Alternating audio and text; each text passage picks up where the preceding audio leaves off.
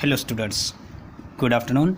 Today we discuss about the next topic conflict in Indian federal system कि हमारा जो federal system है उनके इन बिटवीन क्या कॉन्फ्लिक्ट हो सकते हैं, मतभेद हो सकते हैं. First one, centre state relations. Okay, it is the vast area of the centre conflict of the centre and state relations. Okay, यदि हम यहाँ पर टाइम पीरियड के अकॉर्डिंग हम डिस्कस करें तो जो आपका इन 1950 एंड अर्ली 1960 जो 10 ईयर डिकेड रहा Congress dominance over state and centre, और यहाँ पर स्टेट एंड सेंटर लेवल पर कांग्रेस गवर्नमेंट का डोमिनेंस रहा था and this relation is the normal. तो एट प्रेजेंट जो relationship between the centre government and state government is the normal. Okay, in middle 1960 Congress dominance decline in number of the state, thus greater power and autonomy has demanded. और यहाँ पर जो 1960 का mid था, जो 1965 के आसपास का दौर था, तो यहाँ पर जो कांग्रेस डोमिनेंस था वो डिक्लाइन होना स्टार्ट हो गया था काफ़ी सारे स्टेट में.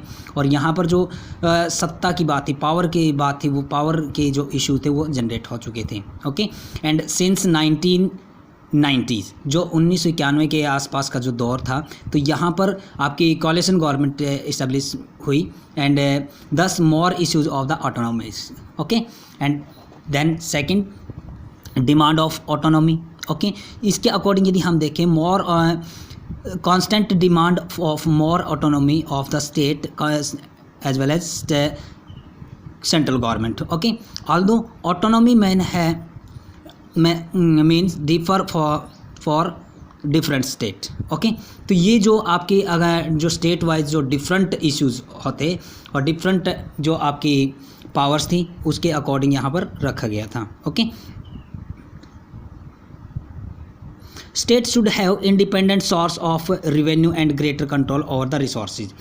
जो इसके अकॉर्डिंग यदि हम बात करें तो इसके अकॉर्डिंग जो स्टेट क्या चाहते थे कि जो रेवेन्यू रिसोर्स है वो या हमारे जो कंट्रोल जो greater control over the resources की उन रिसोर्स के ऊपर कंट्रोल स्टेट का हो and state recent control of centre over administrative machinery. यदि एडमिनिस्ट्रेटिव मशीनरी की बात करें तो हमारी जो IAS IPS जो आपकी फर्स्ट क्लास जो ब्यूरोक्रेट है वो हमारे ऊपर जो इनको इस्टेब्लिश नहीं किया जाए, ताकि हमारे लिए स्टेट के लिए क्या है, वहाँ की स्टेट की जो ब्यूरोक्रेट्स है जैसे Haryana public service commission, Punjab public service commission, so वो ब्यूरोक्रेट्स भी वहाँ कार्य कर सकते हैं, वो इम्पोर्टेंस रखते हैं. ओके, एंड देन नेक्स्ट है role of governor and president rule. तो ये जो कॉन्फ्लिक्ट है वो क्या है, गवर्नर का जैसे प्रीवियस वीडियो में हम देख भी चुके हैं.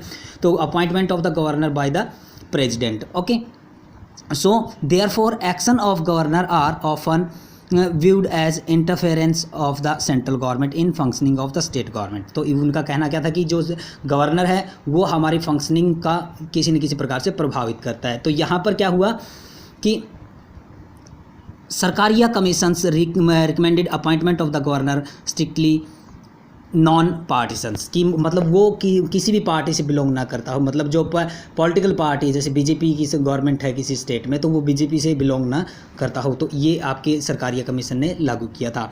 उसके बाद देन आता है article 356, that is mean president rule. Okay, जो proclaims by the recommendations of the governor can be extension till 3 years. और जो ये प्रेसिडेंट रूल किसी भी स्टेट में लगाया जाता है, लागू किया जाता है, तो इसके लिए हमारे पास जो गवर्नर के रिकमेंडेशन के आधार पर ही उसको लगाया जाता है और वो 3 वर्ष के लिए लगाया जा सकता है.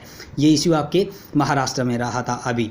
ओके, एंड देन है डिमांड फॉर न्यू स्टेट. दूसरी बात आपके फोर्थ पॉइंट क्या आता, क्या किसके लिए कॉन्फ्लिक्ट हो सकता है, जो पावर है demand for the new state, मतलब और न्यू स्टेट की फॉर्मेशंस के लिए फॉर्म करने के लिए क्या वो आपके पार्लियामेंट के पास पावर है. In December 1953 state reorganisation commission was set up. Okay, and it can recommend certain of linguistic state on the basis of the language divide किया गया था इंडिया को. जैसे आपका आंध्र प्रदेश तेलंगाना है, ओके, कर्नाटक कन्नड़ के आधार पर, महाराष्ट्र मराठी के आधार पर बना, गुजरात गुजराती के आधार पर बना. तो ये आपका इस प्रकार से हमने डिस्कस किया था. Okay, and then 90 major linguistic groups and in 1956 reorganisations of the some state to place. तो ओके, तो इसके बाद रीऑर्गेनाइजेशन किया गया. और यदि हम बात करें 1960 में जो महाराष्ट्र और गुजरात को सेपरेट कर दिया गया, फिर 1966 में आपका जो इंडिया और पंजाब हरियाणा और पंजाब को सेपरेट कर दिया गया। तो इसी प्रकार से नॉर्थ ईस्टर्न रीजन थे वहाँ पर भी आपके काफ़ी सारे स्टेट को अलग कर दिया गया था, जैसे मेघालय, मणिपुर एंड आंध्र प्रदेश। और अभी अभी 2000s में हमारे जो बिहार, उत्तर प्रदेश और मध्य प्रदेश से 3 स्टेट को अलग किया गया।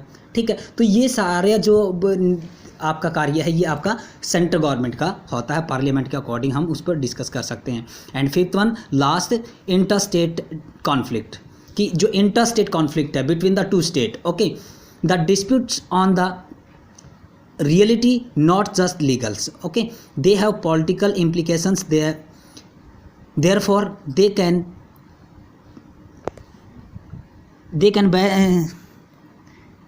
best be resolved only through the negotiations and mutual understandings. Okay, तो जो इस प्रकार के जो कॉन्फ्लिक्ट है वो नेगोशिएशन या म्यूचुअल अंडरस्टैंडिंग के आधार पर ही हम उसको डिस्कस करते हैं। यहाँ पर हमारे 2 कौन कौन से जो कॉन्फ्लिक्ट आते हैं, फर्स्ट वन आता है आपका फॉर एग्जांपल